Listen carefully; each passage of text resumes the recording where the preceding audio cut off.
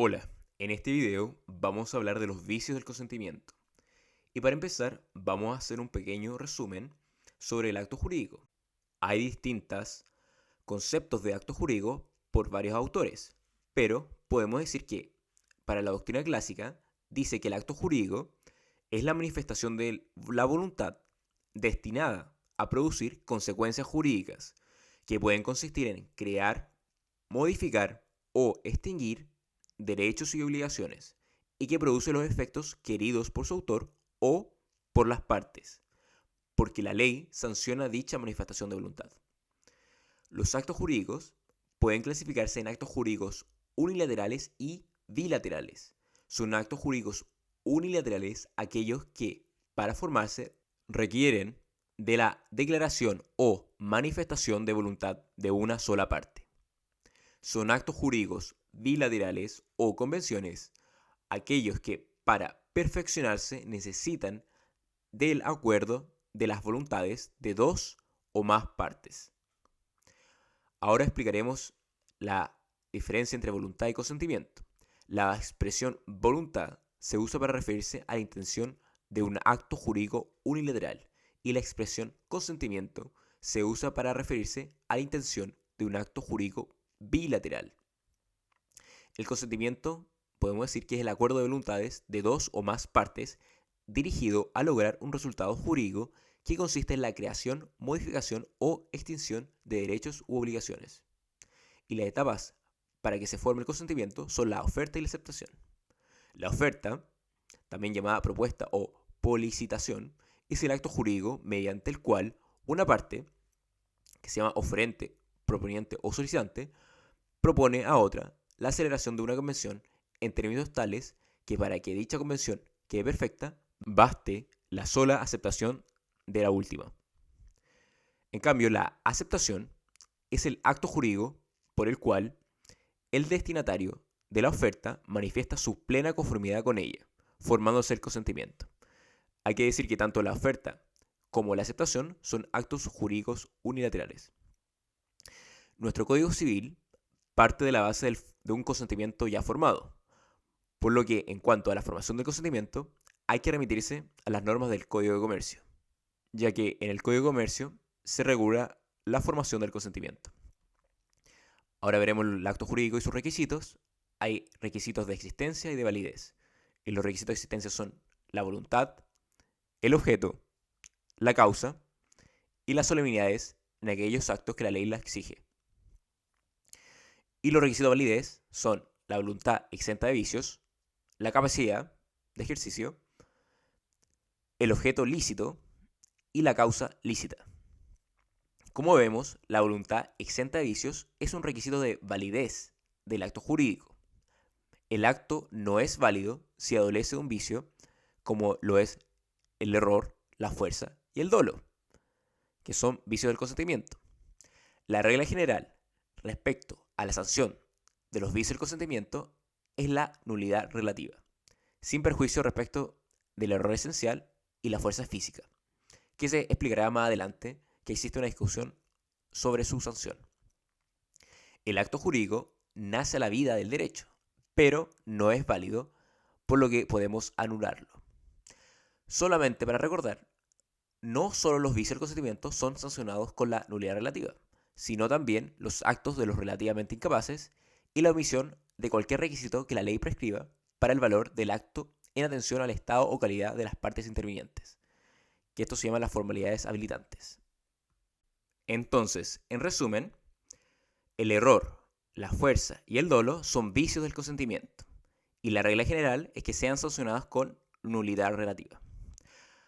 Ahora, para recordar, me gustaría hablar un poco de la nulidad absoluta, que está regulada en el artículo 1682 del Código Civil, que contiene las causales de nulidad absoluta, y que dice que la nulidad producida por un objeto o causa ilícita y la nulidad producida por la omisión de algún requisito o formalidad que las leyes prescriban para el valor de ciertos actos o contratos en consideración a la naturaleza de ellos, aquí se refiere a las solemnidades en los actos que la ley exija, y no a la calidad o estado de las personas que los ejecutan o acuerdan son nulidades absolutas. Hay, asimismo, nulidad absoluta en los actos y contratos de personas absolutamente incapaces.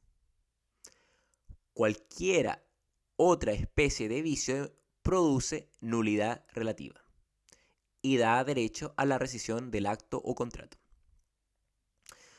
Además de estas causales de nulidad absoluta, que son el objeto ilícito, la causa ilícita, la omisión de las solemnidades en aquellos actos que la ley exige, también nombra los actos de los absolutamente incapaces, se pueden agregar a estas causales, si no se sigue la teoría de la inexistencia, la falta de objeto, la falta de causa y la falta de voluntad en los supuestos de fuerza física y de error esencial, que esto lo vamos a explicar más adelante. Ahora veremos el artículo 1445 del Código Civil, que dice los requisitos de validez del acto jurídico. Dice que para que una persona se obligue a otra por un acto o declaración de voluntad es necesario que sea legalmente capaz, que consienta en dicho acto o declaración y su consentimiento no adolezca de vicio, o sea, una voluntad exenta de vicios. Y también, como requisito, que recaiga sobre un objeto lícito y que tenga una causa lícita. La capacidad legal de una persona consiste en poder obligar por sí misma y sin el ministerio o utilización de otra.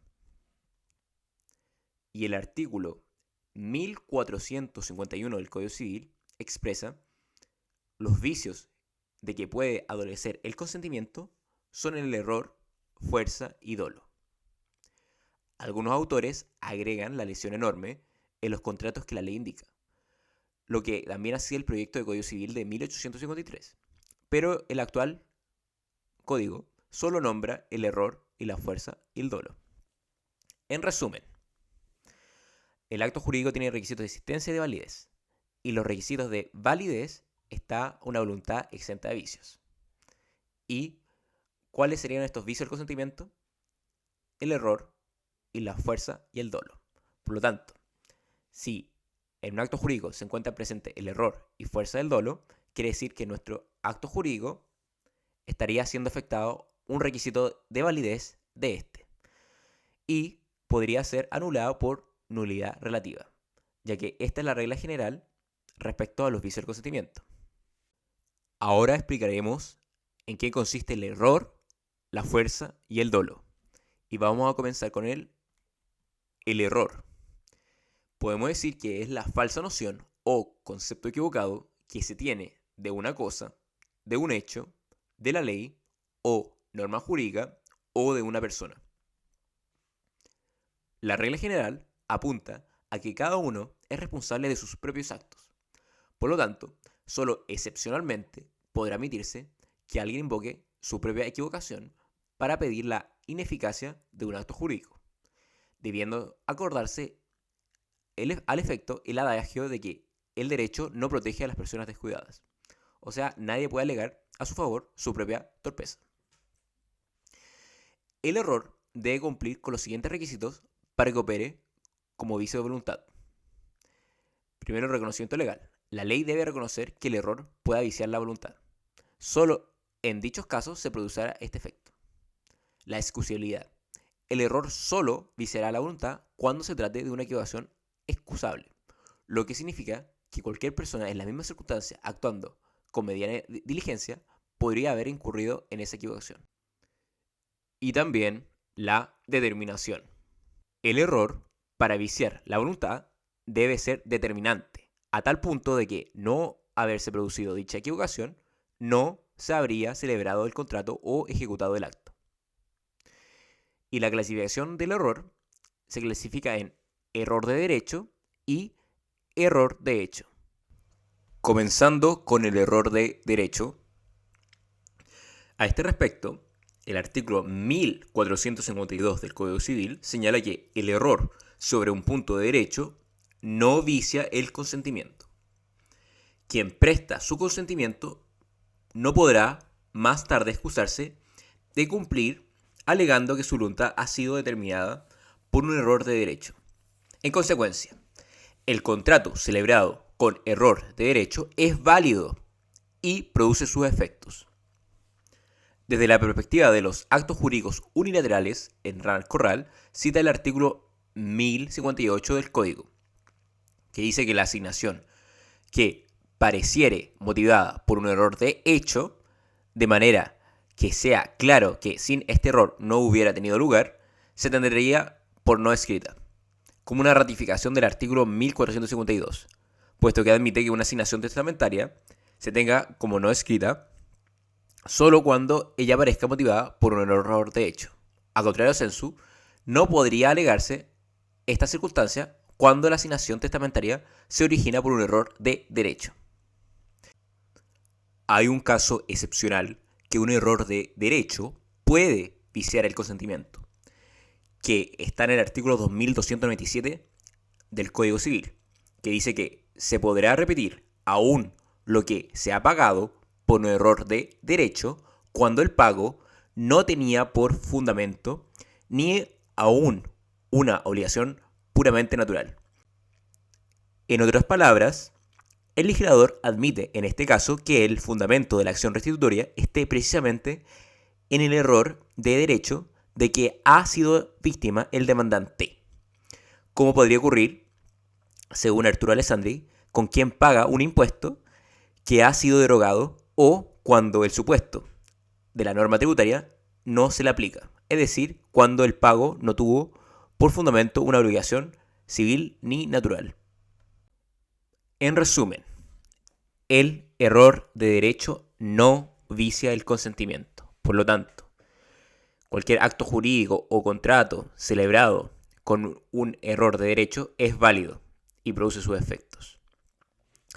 Y el propio código lo dice, en el artículo 1452 que habíamos nombrado. Y también se nombra como argumento el artículo 8 del Código Civil, que dice que nadie podrá alegar ignorancia de la ley después de que ésta haya entrado en vigencia. Bueno, y por último, como hemos dicho, el error de derecho podemos decir que es la ignorancia o el concepto equivocado que se tiene sobre una norma jurídica en cuanto a su existencia, alcance, inteligencia o permanencia en vigor. Ahora veremos el error de hecho. El código, siguiendo a Robert Pothier, hace una distinción entre error de hecho propiamente tal y el error en la persona. A su vez, el error de hecho puede ser esencial u obstáculo, sustancial o accidental. Analizaremos todas estas clases de error a continuación. Y comenzaremos con el error esencial, o también llamado error obstáculo u optativo, que está en el artículo 1453 del Código Civil. Vamos a leer este artículo que está aquí abajo. El error, de hecho, vicia el consentimiento cuando recae sobre la especie de acto o contrato que se ejecuta o celebra, como si una de las partes entendiese empréstito y otra donación, o sobre la identidad de la cosa específica de que se trata, como si en el contrato de venta el vendedor entendiese vender cierta cosa determinada y el comprador entendiese comprar otra. El error esencial es el error más grave de todos, ya que impide que haya consentimiento entre las partes.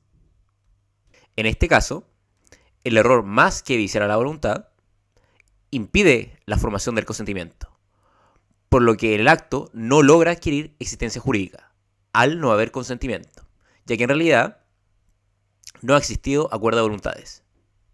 Debe tenerse presente que el artículo 1453 dispone que el error, de hecho, vicia el consentimiento. No obstante, como hemos visto, en este caso no hay consentimiento, ya que este error importa la ausencia total de voluntad e impide la formación del acto o contrato.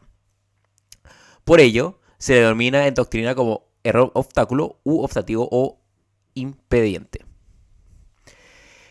El artículo 1453 distingue dos situaciones.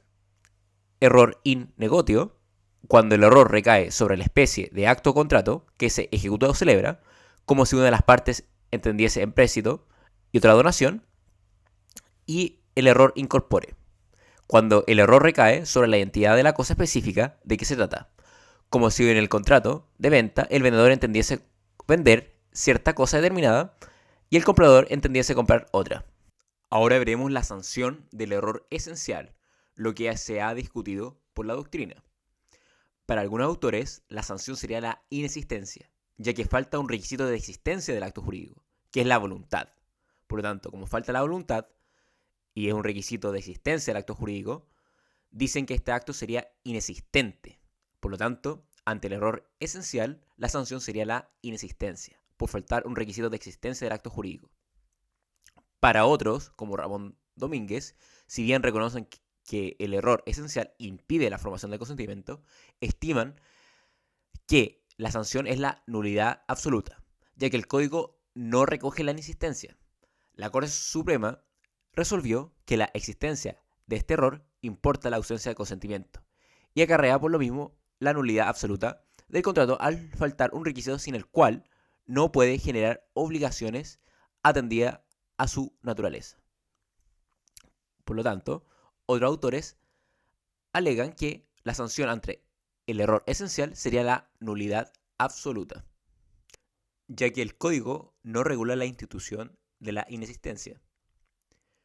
Para otros autores, como Avelino León y Carlos Ducci, argumenta que la sanción sería la nulidad relativa, bajo los siguientes argumentos. Que el artículo 1453 comienza señalando que el error es un vicio del consentimiento. Es decir, reconoce que el consentimiento se formó. Por lo tanto, no falta la voluntad. El artículo 1454 trata del error sustancial y accidental, respecto de los cuales no hay duda que la sanción es la nulidad relativa. Pues bien, esta norma comienza señalando que el error de hecho vicia a sí mismo el consentimiento, es decir, lo vicia. De la misma manera que el artículo anterior se refiere al error obstáculo. Hay que recordar que error obstáculo es sinónimo de error esencial. El artículo 1691 dispone que el plazo para pedir la rescisión, o sea, la nulidad relativa, es de 4 años, el que se contará, en el caso de error, desde el día de la celebración del acto o contrato. En este caso, el legislador no distingue qué clase de error se trata. Por lo tanto, no es lícito al intérprete distinguir. En nuestro código, las causales de nulidad absoluta están establecidas en razón del interés general, la moral y la ley. En cambio, en este caso, solo se perjudica el interés particular de los contratantes, cuando estamos hablando del error.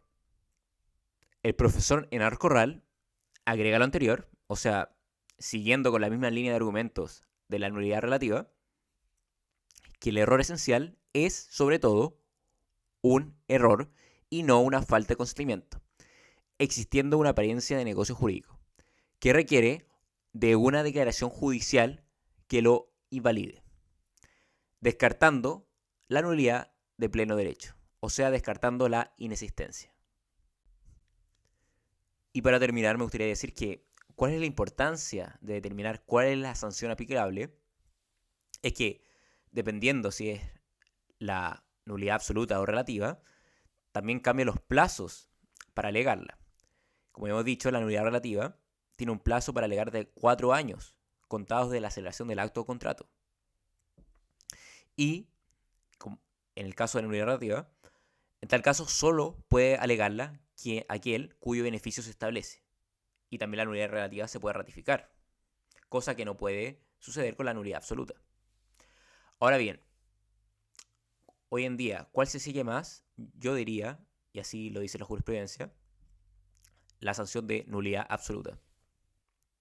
Por lo tanto, la jurisprudencia nacional se inclina más a la tesis de Arturo Alessandri en sancionar al error esencial con nulidad absoluta. Ahora veremos el error sustancial que está en el artículo 1454, inciso 1, que dice que el error de hecho vicia a sí mismo el consentimiento cuando la sustancia o calidad esencial del objeto sobre que versa el acto o contrato es diversa de lo que se cree, como si alguna de las partes se supone que el objeto es una barra de plata y realmente es una masa de algún otro metal semejante. Si bien el ejemplo busca ilustrar la regla, no la agota.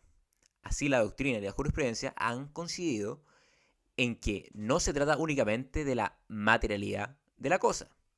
En este caso, hay un encuentro de voluntades que recae sobre el mismo objeto, pero hay divergencia acerca de la condición o calidad especial de la cosa. Un ejemplo de error sustancial es de una persona que quiere comprar un anillo de oro puro, pero en verdad compra un anillo de plata bañado en oro. Este error recae sobre la cualidad de la cosa, que los contratantes han tenido principalmente en vista, y que constituye su sustancia. ¿Qué queremos decir con sustancia o calidad esencial del objeto sobre que verse el acto o contrato?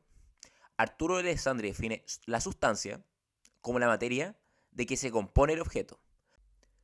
Por ello, habrá error sustancial cuando la cosa objeto del acto jurídico es de una materia distinta de lo que se cree. O sea, el error recae sobre la cosa misma.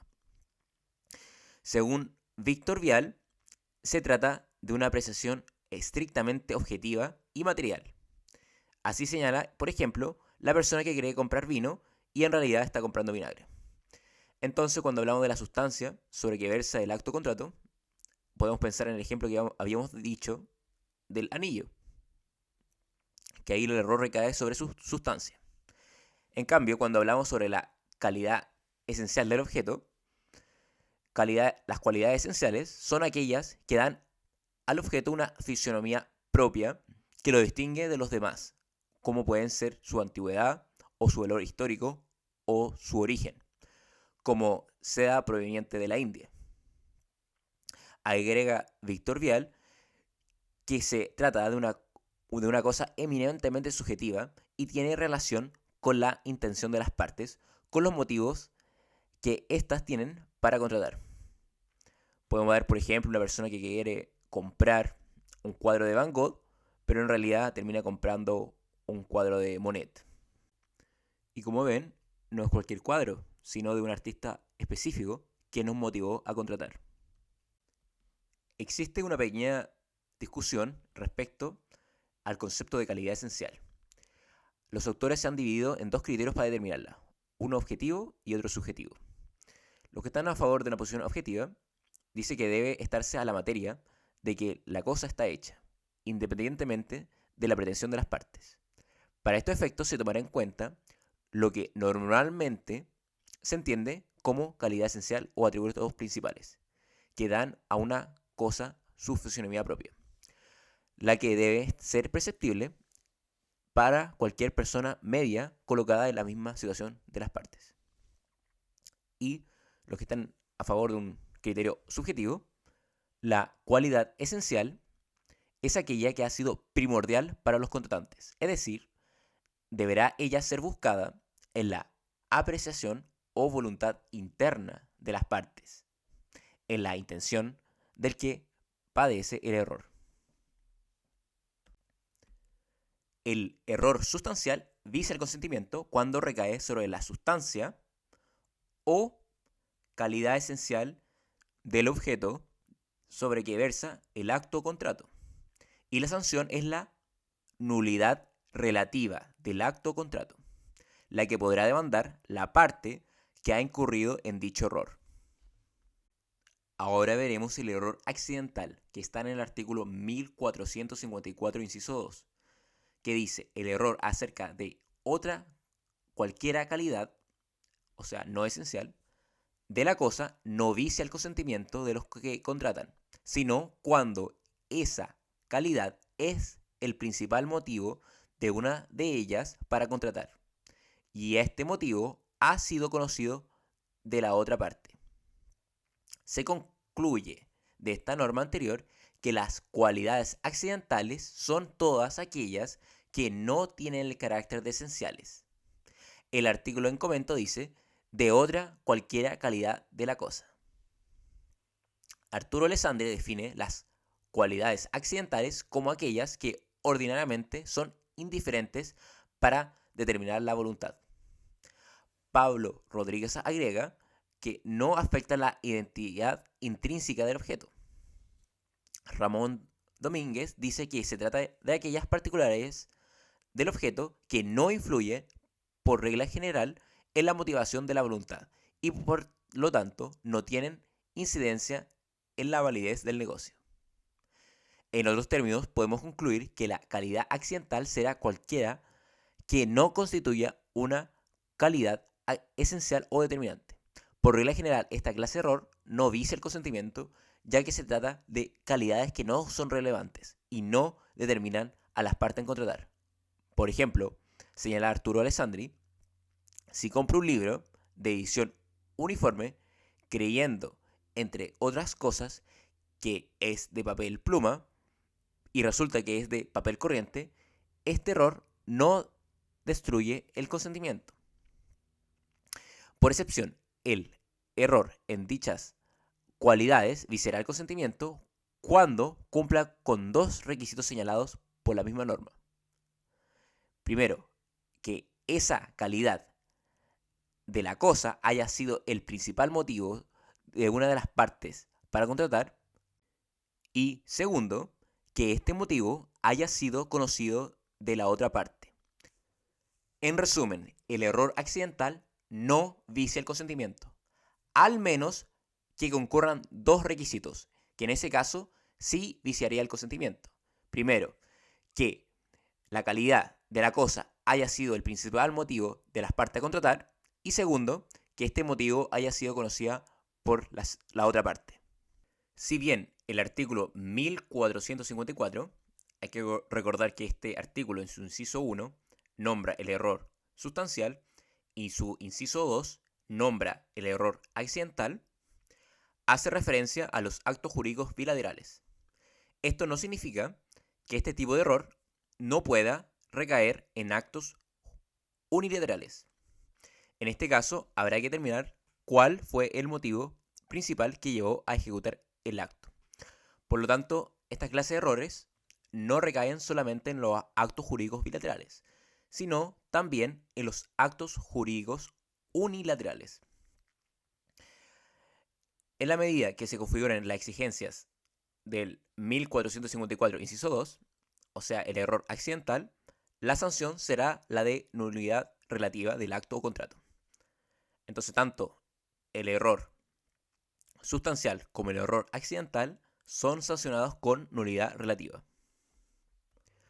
Ahora veremos otro tipo de error, el error en la persona.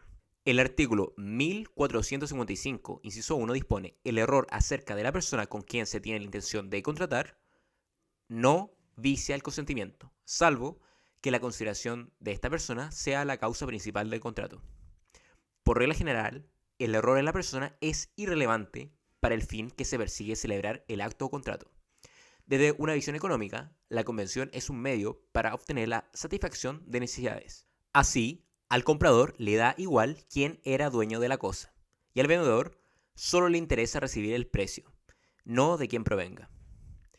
Por excepción, en los actos institutos personales, el error sí es relevante, ya que el acto se ejecuta en consideración a una persona determinada. Es decir, el contrato solo se celebra en vistas de esa persona. No se trata de que el error sea determinante, sino que conforme a la naturaleza y circunstancias del contrato, la persona con la que se contrata es un hecho relevante al momento de decidir si celebra o no dicho contrato. Se ha dicho que por identidad de la persona no solo se debe entenderse a la identidad física, sino que también las cualidades o condiciones relevantes de la persona. Así, dice Avelino León, si se encomienda una gestión a una persona que se le supone un especialista en una materia y resulta no ser tal, habrá error en la persona. Así ocurrirá, por ejemplo, en el contrato de sociedad, de mandato y arrendamiento de servicios. A nuestro entender, el contrato será institutos personae cuando así lo señale la ley, por ejemplo la tradición, o la transacción, o el matrimonio, o cuando las partes lo han estipulado expresamente, incluso transformando en institutos personae un contrato que naturalmente no lo era, o cuando emana de la naturaleza de la convención. En cuanto a la sanción, ella puede ser, habíamos dicho que, por excepción, el error en la persona viciará el consentimiento y el acto contrato adolecerá de nulidad relativa. Por lo tanto, el error en la persona cuando se trate de un contrato intuitivo personal es la nulidad relativa en la sanción. En el caso de ser declarado nulo el contrato, la persona con quien erradamente se ha contratado tendrá derecho a ser indemnizada de los perjuicios en que de buena fe haya incurrido por la nulidad del contrato. Por ejemplo, el pintor que incurrió en los gastos y no era él realmente la persona a quien se quería contratar. Para el artículo 1455, la buena fe supone que el contratante creía que el contrato quería celebrarse con él.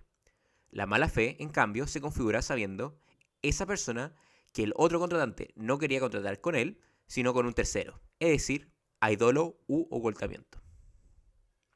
Ahora hablaremos de otra clase de error, que es el error común. Es aquel error compartido por un gran número de personas. No es exclusivo de la parte que ha incurrido en él. Es esta característica la que hace que la función de la teoría del error común sea justamente la opuesta. Asegurar la validez de un acto que, dado el error, debiera ser declarado nulo, recogiéndose así el principio de la apariencia, en que prima aquello que es ostensible. La Corte Suprema señaló que el fundamento de este error está constituido por el interés social, en tanto que resulta beneficioso confiar en la apariencia de regularidad de un acto, que, por causa sobreviniente, queda sin efecto. En otras palabras, un error comúnmente compartido puede ser invocado para impedir la nulidad de un acto jurídico.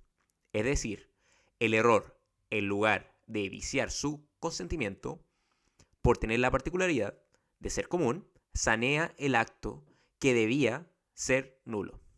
Por ejemplo, señala Arturo Alessandri, es lo que sucede con el funcionario público ilegalmente nombrado por autoridad competente. El acto que se otorga ante dicha persona es válido porque hay justos motivos para pensar que los funcionarios son legalmente nombrados. Podemos pensar en el caso de un oficial de registro civil que fue nombrado de manera irregular. Por lo tanto, uno podría pensar que todos esos actos que celebre sean nulos, que celebraron en ese tiempo. Todos esos matrimonios. También habría que declararlos nulos. Hay un interés en juego, que hay un interés social. Por lo que en teoría esos actos que deberían ser declarados nulos se consideran válidos. ¿Cuáles son los requisitos del error común? Primero, debe existir el error. Segundo, este error debe ser común, o sea, compartido o susceptible de ser compartido por un gran número de personas. Tercero, el error debe ser excusable. Debe haber justo motivo, una apariencia legítima que induzca a error. Y cuarto, debe padecerse el error de buena fe, es decir, debe ignorarse la verdadera situación. Nuestro código no contiene una norma general al respecto, y la aplicación de la teoría del error común va a estar dada porque se justifiquen los requisitos antes señalados. Hay diversas disposiciones que hacen referencia a ella. El principio, que en el derecho romano se llamaba error communis facit ius. Podemos encontrar ejemplos de este principio en diferentes disposiciones del código y también en otras leyes. Por ejemplo, el artículo 51 de la Ley de Matrimonio Civil, que es el caso del matrimonio putativo, que dice que el matrimonio nulo, que ha sido celebrado o ratificado ante el oficial de registro civil, produce los mismos efectos civiles que el válido respecto del cónyuge que, de buena fe y con justa causa de error, lo contrajo, pero dejará de producir efectos civiles desde que falte la buena fe por parte de ambos cónyuges. Ya vimos el error y ahora veremos el próximo vicio del consentimiento, que es la fuerza. Para Avelino León, la fuerza es el constreñimiento ejercido sobre la voluntad de un individuo mediante coacción física o amenazas, que le producen un temor de tal magnitud que le obligan a consentir en un acto jurídico que no deseaba. Y hay dos clases de fuerza, la fuerza física o absoluta y la fuerza moral. ¿Y cuál es la fuente normativa de la fuerza? Está en el Código Civil, en el artículo 1456, que dice: La fuerza no vicia el consentimiento, sino cuando es capaz de producir una impresión fuerte en una persona de sano juicio, tomando en cuenta su edad, sexo y condición. Se mira como una fuerza de este género todo acto que infunde a una persona un justo temor de verse expuesta ella, su consorte o alguno de sus ascendientes o descendientes a un mal irreparable y grave.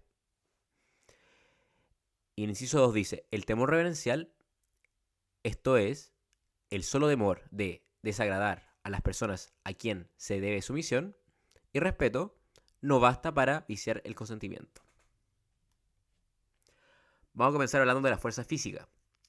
Consiste en el empleo de procedimientos materiales de violencia, en otras palabras, en actos físicos, como por ejemplo, el declarante escribe porque a viva fuerza le es conducida la mano. O sea, estamos hablando de un supuesto de que le agarro la mano a alguien y hago que firme, a la fuerza. O asiente porque otro le mueve la cabeza. O sea, le tomo la cabeza a alguien y se la muevo. Y de esa manera asiente. La fuerza física nos parece que puede equipararse a la vis absoluta, en tanto que ambas excluyen o suprimen la voluntad. Es decir, habrá solo un fenómeno aparente que no tiene vínculo de causalidad con la voluntad, de tal manera que esta clase de fuerza no vicia el consentimiento, sino que lo excluye, por lo que el acto será inexistente, si es que se sigue la teoría de la insistencia. En caso contrario, sería causal de nulidad absoluta. Lo que se quiere decir es que habría ausencia de voluntad en la fuerza física, que viene a impedir la formación del consentimiento, no siendo precisamente un vicio, sino más bien una causal de ausencia de voluntad. Ahora veremos la fuerza moral. Consiste en amenazas de un mal que será inferido a una persona en caso de no consentir, o sea, es el temor o miedo de la persona que lo sufre, de que si no consiente, sufrirá un daño mayor. Esta fuerza se ejerce sobre la psiquis de la víctima para intimidarla. Hernán Corral señala que es aquella que consiste simplemente en una amenaza de un mal propio o ajeno. Y la Corte Suprema ha resolvido que ella se configura cuando se le hace saber a la víctima que si no consiente en la celebración del negocio jurídico, sufrirá un daño mayor. Cuando se trata de fuerza moral, la amenaza opera como un motivo en la formación de la voluntad, por lo que esta clase de fuerza sí es un vicio del consentimiento y se llama vis compulsiva. En esta situación hay voluntad, pero ella está condicionada por el temor prominente de la amenaza, o sea, la coacción. O sea, el vicio es el miedo y la causa, la fuerza. Ahora veremos los requisitos de la fuerza. Debe ser grave, injusta, determinante y algunos autores agregan que debe ser actual, la fuerza. ¿Qué quiere decir grave? Quiere decir que la fuerza es grave cuando es capaz de producir una impresión fuerte en una persona de sano juicio, tomando en cuenta su edad, sexo y condición. Que sea injusta, dicho de otro modo, el mal con que se amenaza no debe consistir en el legítimo ejercicio de un derecho. Por ejemplo, si yo amenazco a alguien diciendo, si no haces eso te demandaré, optar por la vía legal no constituye caso de fuerza. Pero amenazarlo a él y a su familia por medio de la fuerza, eso sí constituiría un supuesto de fuerza. Y que sea determinante, que la fuerza se haya ejercido para obtener la manifestación de voluntad. Se requiere que la fuerza sea la causa por la cual se celebró el acto. Ahora explicaremos el primer requisito con más profundidad. El artículo 1456, inciso 1 del Código dice que la fuerza no vicia el consentimiento, sino cuando es capaz de producir una impresión fuerte en una persona de sano juicio, tomando en cuenta su edad, sexo y condición. Se mira como una fuerza de este género todo acto que infunda a una persona un justo temor de verse expuesta ella, su consorte o alguno de sus ascendientes o descendientes a un mal irreparable y grave. De lo anterior, se puede extraer lo siguiente. Primero, que la amenaza no debe ser baladí o ridícula, sino que debe ser verosímil, es decir, que ofrezca posibilidades de realizarse. La norma se refiere a una impresión fuerte en una persona de sano juicio. El profesor Hernán Corral señala que la gravedad de la fuerza se mide por el impacto que es capaz de causar en la voluntad del afectado. Segundo, que la enumeración que hace este artículo no es taxativa, sino que ella solo establece una presunción simplemente legal. La norma dice, se mira como una fuerza de este género, de tal manera que en estos casos basta probar que se amenazó en forma verosímil al contratante con exponerlo a él, a su consorte o a alguno de sus ascendientes o descendientes a un mal irreparable y grave para que se repute que la fuerza se produjo una impresión fuerte. En los demás casos, por ejemplo, si la expuesto al daño es la novia o un buen amigo, deberá probarse que la fuerza es grave y no operaría la presunción. Por lo tanto, aquí hay una presunción legal que establece el mismo artículo. Debe, tercero, considerarse además que la gravedad de la fuerza no debe apreciarse en abstracto, sino que en relación con la persona que experimenta el temor. O sea, es preciso atender a las condiciones personales de la víctima, como la edad, el sexo y condición. Además, debe tratarse de una persona de sano juicio y no de un demente. Lo que se quiere decir es que la fuerza, como vicio del consentimiento, debe realizarse en un análisis de caso concreto y esto depende de cada individuo. Habíamos dicho también que la amenaza, como dice Abelino León, la amenaza del mal irreparable y grave puede ir dirigido tanto a la persona misma como a sus bienes, honor o reputación. Bueno, y también se agrega por Arturo Alessandri que la fuerza debe ser actual, es decir, ella debe presentarse al momento en que se expresa el consentimiento, aunque el mal haya de realizarse en el futuro. Y respecto al temor reverencial, que está en el artículo 1456 en su inciso 2, aclara que el temor reverencial, esto es, el solo temor de desagradar a las personas a quien se debe sumisión y respeto, no basta para avisar el consentimiento. Como puede ser, por ejemplo, el caso de un padre o de un jefe, donde simplemente haga una acción porque no lo quiero desagradar o no le quiero caer mal. En este caso, el temor no proviene de la violencia, sino de los sentimientos que se sienten respecto de ciertas personas. Y por ello, el legislador estima que no tiene la suficiente gravedad para ser considerado por sí mismo como un vicio del consentimiento. Y respecto a la fuerza que sea injusta o ilegítima, será injusta la fuerza cuando el procedimiento de que se vale la persona que la ejerce no es aceptado por la ley o el derecho. Por ejemplo, no será ilegítima la amenaza de ejercer una acción judicial contra el deudor. Y que la fuerza sea determinante. Esto significa que el consentimiento debe ser consecuencia inmediata y directa, o sea que sea causa de la fuerza o amenaza. De modo que, sin ella, la víctima no habría celebrado el acto para el cual se la forzó. De otra manera, la fuerza para viciar la voluntad debe estar encaminada a obtener la manifestación. Así se desprende de la parte final del artículo 1457, en el sentido de que la fuerza debe haberse empleado con el objeto de obtener el consentimiento. La Corte Suprema ha fallado que para que la fuerza sea determinante, el consentimiento obtenido con la amenaza debe ser consecuencia inmediata y directa de este. De modo que, sin la fuerza, la víctima no habría celebrado el acto para el cual se le forzó. Pablo Rodríguez entiende que el ser determinante importa que la fuerza ha sido la causa que impulsa a expresar la voluntad.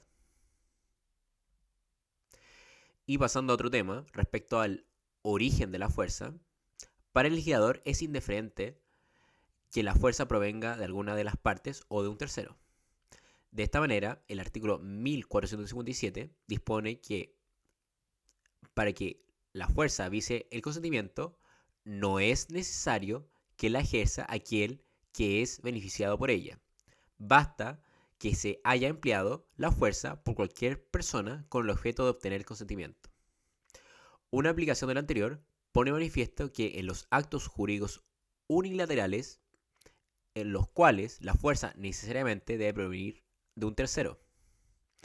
Así, el artículo 1007 dispone que el testamento en que cualquier modo haya intervenido la fuerza es nulo en todas sus partes.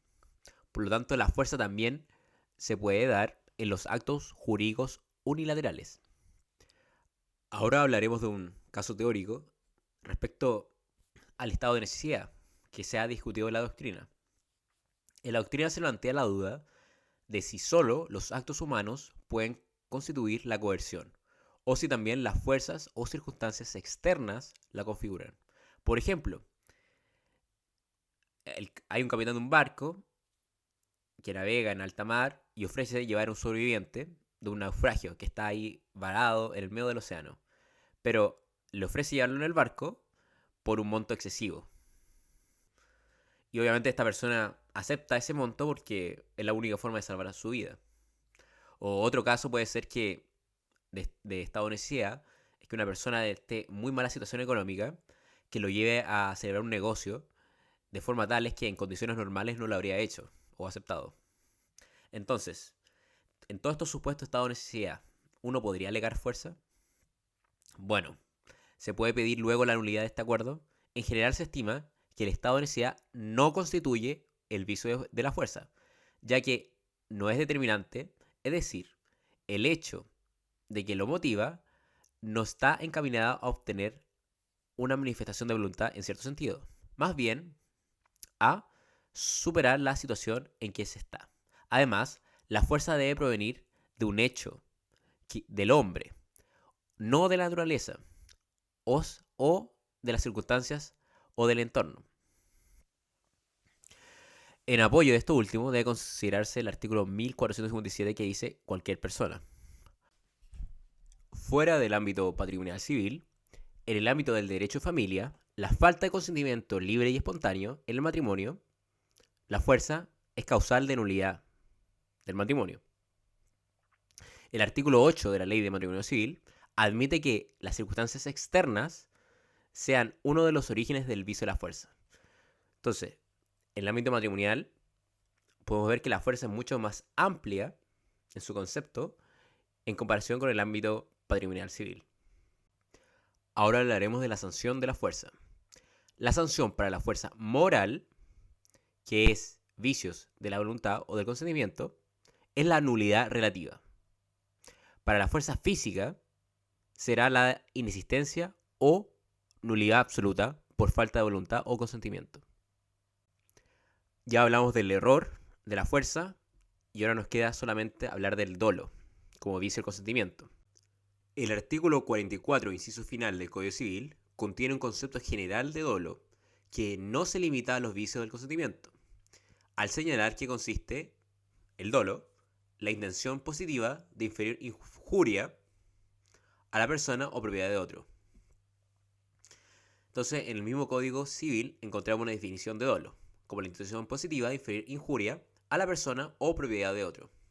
En el Código Civil, el dolo aparece en distintas materias, en las que, si bien el concepto de dolo es distinto, tiene una raíz común que es la mala fe.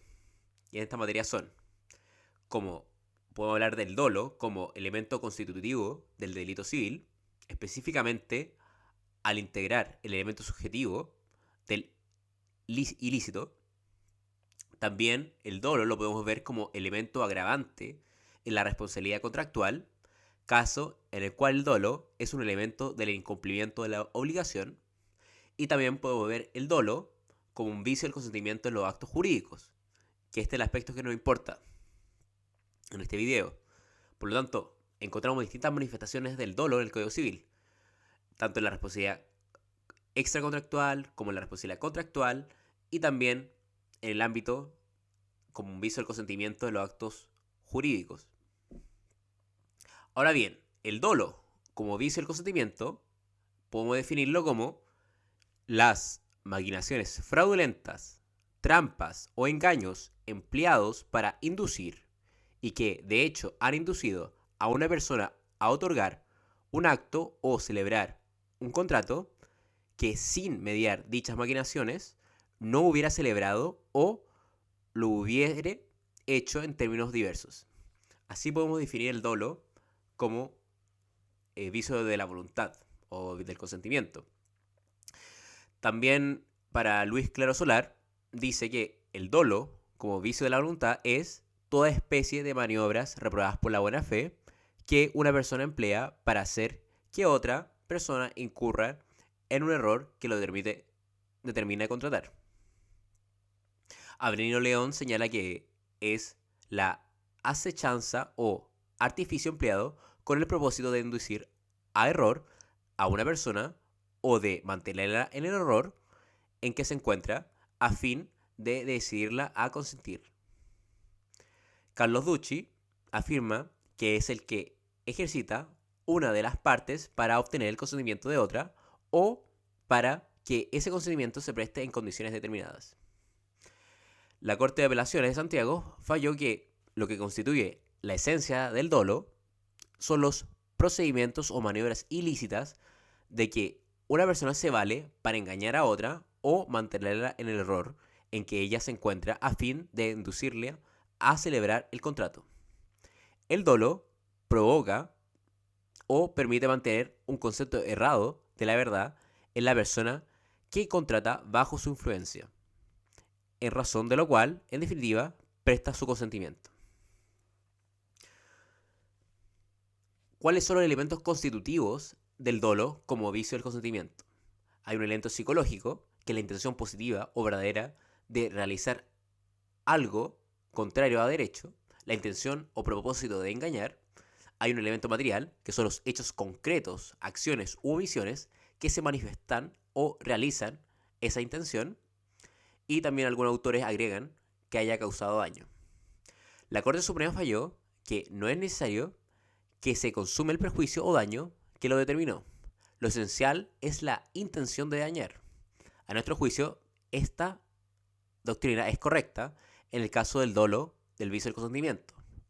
Pero para configurar la responsabilidad civil se requiere el daño. Ahora veremos la clasificación del dolo. Está el dolo bueno y el dolo malo. El dolo bueno se entendía como un engaño menor, producto de las exageraciones que son normales en el comercio, a través de las cuales el comerciante promociona un producto, respecto de las cuales todo sujeto está preparado y habituado. Por ende, no constituye un vicio del consentimiento. Esto lo podemos ver en ciertos comerciales donde se exagera las cualidades del producto. Por ejemplo, Red Bull te da alas. No es que de verdad te va a dar alas, simplemente es como una metáfora. El dolo malo supone un comportamiento ilícito destinado a engañar a otra persona y que induce a una declaración de voluntad que sin el dolo no habría realizado. En cambio, el dolo malo sí es un vicio del consentimiento, ya que hubo un engaño. Otra clasificación es dolo positivo y dolo negativo. El dolo positivo es aquel en que el engaño se realiza a través de razonamientos o actos tendientes a representar como verdaderas circunstancias falsas o a suprimir o alterar las verdades, impidiendo a la víctima apreciarlas debidamente como debía. Por ejemplo, si vendo un inmueble diciendo que hay yacimientos de carbón y al efecto disemino esta sustancia en distintos puntos. Entonces yo promociono que esta propiedad tiene yacimientos de carbón enterrados y yo voy y entierro carbón en diferentes partes para que la persona que compre crea que haya carbón en este terreno. Ahí podemos ver un caso, un dolo positivo. El dolo negativo consiste en no hacer o disimular deliberadamente ciertas cosas para hacer que la otra incurra en error o se mantenga en él. Como por ejemplo, si se vende un animal silenciando que padece una enfermedad. Por ejemplo, pensemos un caso, una persona que vende un animal, puede ser un perro, y este padece una enfermedad que prontamente va a hacer que muera, pero al vendérselo a la otra persona, nunca le cuenta esta circunstancia y hace todas las cosas para omitir este hecho. Y igualmente se lo vende. O también podemos decir otro caso de una persona que vende una propiedad y esta propiedad tiene termitas, por lo que hace que pronto se cagan los pilares principales de la casa, porque las termitas se las comen, la madera. Y todo el rato omite esta información que es muy importante a la persona que está comprando. Otra clasificación es la de dolo principal o inductivo y dolo incidental. El dolo principal es aquel que induce en forma directa a una persona a realizar una declaración o manifestación de voluntad que, de no mediar el dolo, se habría abstenido de realizar. Cumpliendo los requisitos que veremos más adelante, este tipo de dolo vicia el consentimiento, ya que el dolo fue la causa principal por la cual contrató. En cambio, el dolo incidental es aquel que no es determinante para la manifestación de voluntad, ya que la víctima habría formulado de todas maneras, aunque de no existir dolo, lo hubiera realizado en condiciones menos onerosas.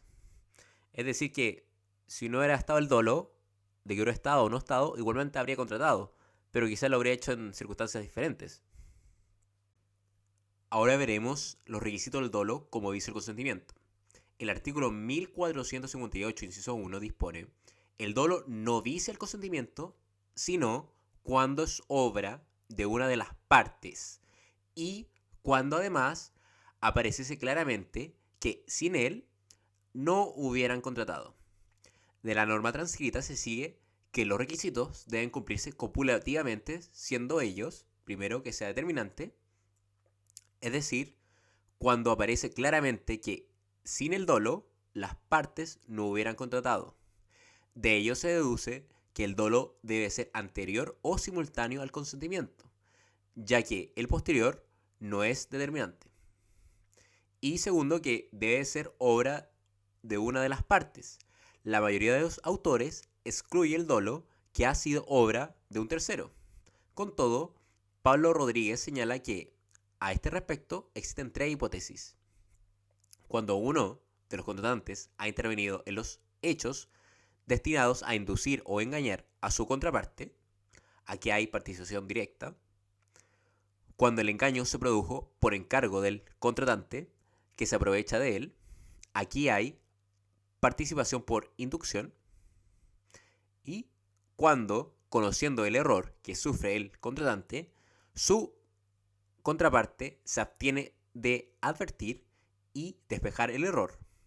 Este es un caso de reticencia o infracción al deber de lealtad contractual. Como habíamos visto, los requisitos del dolo son dos: que sea determinante y debe ser obra de una de las partes. Ahora bien, este requisito de que debe ser obra de una de las partes ha planteado dudas respecto a si el dolo puede viciar la voluntad en los actos jurídicos unilaterales. En general, la doctrina estima que sí, agregando que en este caso basta que el dolo sea determinante. Necesariamente en esta hipótesis el dolo debe ser fraguado por un tercero, siendo indiferente que dicho tercero resulte beneficiado o no con el acto celebrado como consecuencia de aquel, como por ejemplo en la aceptación o repudiación de una herencia, o en la renuncia de los gananciales. Hernán Corral concluye que el dolo puede viciar la voluntad del autor de un acto unilateral y que, para ello, solo se exige que se trate de dolo principal o determinante. En estos casos, el dolo siempre será causado por un tercero, ya que por definición no hay otra parte en los actos unilaterales. Respecto a la prueba del dolo, el artículo 1459 del Código Civil dispone: el dolo no se presume sino en los casos especialmente previstos por la ley. En los demás debe probarse. Es decir, la regla general es que el dolo debe probarse por quien alega haber sido víctima de él, para lo cual se podrá recurrir a todos los medios de prueba. La circunstancia de que el dolo no se presuma no significa que no pueda recurrirse a la prueba de presunciones judiciales. que por lo demás es muy útil en esta materia, ya que se suele no haber prueba directa. Por excepción, se presume el dolo, a modo de ejemplo, en los siguientes casos. El error en materia de derecho constituye una presunción de mala fe, que no admite prueba en contrario. El que dolosamente ha retenido u ocultado un testamento del difunto es indigno de sucederlo, y se presume el dolo por el mero hecho de la detención u ocultación. En la rescisión del decreto de posesión definitiva, el sabido y ocultado la verdadera muerte del desaparecido o su existencia constituye mala fe. Se prohíbe al albacea llevar al efecto ninguna disposición del testador en lo que se fuere contrario a las leyes, so pena de nulidad y de considerarse culpable de dolo. En la apuesta hay dolo en el que la hace si sabe de cierto que se ha de verificar o se ha verificado el hecho de que se trata. Ahí vemos casos en donde el dolo se presume. Respecto a la condenación del dolo, en este sentido, el artículo 1465 dispone: el pacto de no pedir más en razón de una cuenta aprobada no vale en cuanto al dolo contenido en ella, si no se ha condenado expresamente. Y dice, la condenación del dolo futuro no vale. De acuerdo con lo dispuesto por este artículo, el dolo no puede perdonarse o condonarse anticipadamente, es decir, antes de que se cometiere. En tal caso, el acto adolecería de objeto ilícito. Nada obsta, en cambio, a que el dolo sea perdonado una vez que haya cometido y haya sido conocido por la víctima, siempre que la condonación sea expresa. Por lo tanto, la condonación anticipada del dolo no es posible. Pero una vez que el dolo se haya cometido y haya sido conocido por la víctima, es posible perdonarlo. Ahora, respecto a la sanción del dolo, cuando el dolo reúne los requisitos del artículo 1458, inciso 1 del Código Civil, vicia el consentimiento y trae como aparejado la nulidad relativa del acto o contrato. En los demás casos, de acuerdo al artículo 1458, inciso 2 del Código Civil, el dolo, constituyendo un elemento del delito civil, da lugar solamente a la acción de perjuicios, la que se dirigirá en contra de la persona o personas que lo han fraguado por el valor total de los perjuicios o en contra de quienes se han aprovechado del dolo hasta la concurrencia del provecho que han reportado de él. En resumen, el dolo, como dice el consentimiento, su sanción es la nulidad relativa. Para terminar este video, vamos a hacer un pequeño repaso sobre la acción de nulidad, porque hemos hecho mención a través de este video sobre la nulidad absoluta y la nulidad relativa. Y ahora vamos a explicar de manera breve en qué consisten estas acciones. El legitimado activo de la nulidad absoluta puede alegarlo todo aquel que tenga interés en ello, excepto el que ha ejecutado el acto o celebrado el contrato, sabiendo o debiendo saber el vicio que lo invalidaba. La nulidad absoluta puede ser solicitada no solo a las partes que han intervenido en el acto, sino también terceros. Sin embargo, todos ellos deben poseer un interés pecuniario o patrimonial en su declaración. El interés que debe ser actual, coetáneo y no sobreviviente al acto, es decir, debe estar presente cuando fue la celebración del acto, y no debe ser una mera expectativa, sino un interés real. La nulidad absoluta puede y debe ser declarada de oficio por el juez, aún sin petición de parte, cuando aparece manifiesto en el acto o contrato. También puede pedir la nulidad absoluta el Ministerio Público por interés de la moral y la ley. Y respecto a la nulidad relativa, el legitimado activo solo lo pueden alegarle aquellos cuyo favor o beneficio lo han establecido las leyes por sus herederos o cesionarios. No puede declararse de oficio por el juez, sino a petición de parte. Entonces, en cambio, en la nulidad relativa solo pueden a cuyo favor o beneficio lo han establecido las leyes, y también sus herederos o cesionarios. Respecto al sanamiento de la nulidad, el sanamiento de la nulidad absoluta no puede sanearse por ratificación de las partes, sino que solo por el transcurso del tiempo, que para este supuesto es de 10 años desde la celebración del acto o contrato. Transcurridos estos 10 años, no desaparece el vicio.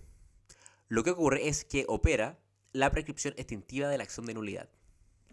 En cambio, el saneamiento de la nulidad relativa son dos las posibilidades para sanear la nulidad relativa: la ratificación de las partes y el transcurso del tiempo.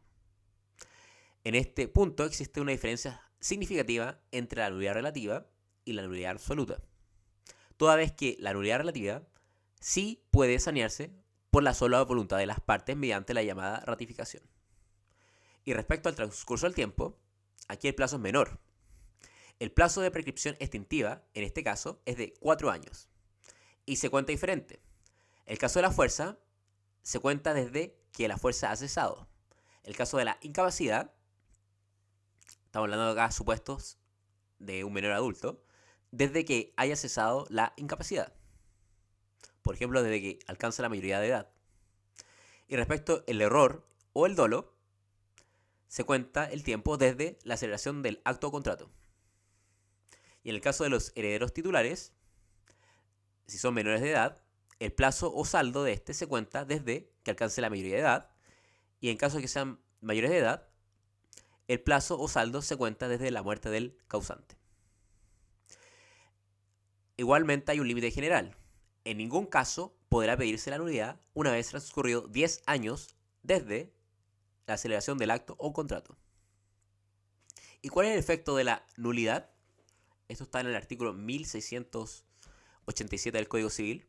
La nulidad pronunciada en la sentencia, que tiene fuerza de cosa juzgada, da a las partes derecho a ser restituidas al mismo estado en que se hallarían si no hubiese existido el acto o contrato nulo, sin perjuicio de lo prevenido sobre el objeto o causa ilícita. No es posible pedir la restitución de lo que se haya dado o pagado por causa u objeto ilícito a sabiendas. Por lo tanto, el efecto de la nulidad es que las partes se retrotraen al estado que estaban antes de que contrataran. Por lo tanto, se tienen que devolver las cosas que se hayan dado entre sí. Y aquí hay que remitirse a las reglas de las prestaciones mutuas reguladas en la acción reivindicatoria. Entonces ahí se den lo que se den mutuamente ambas partes, para que queden en un estado como estaban previamente. Espero que les haya gustado el video. Suscríbanse, comenten, dejen like. Muchas gracias.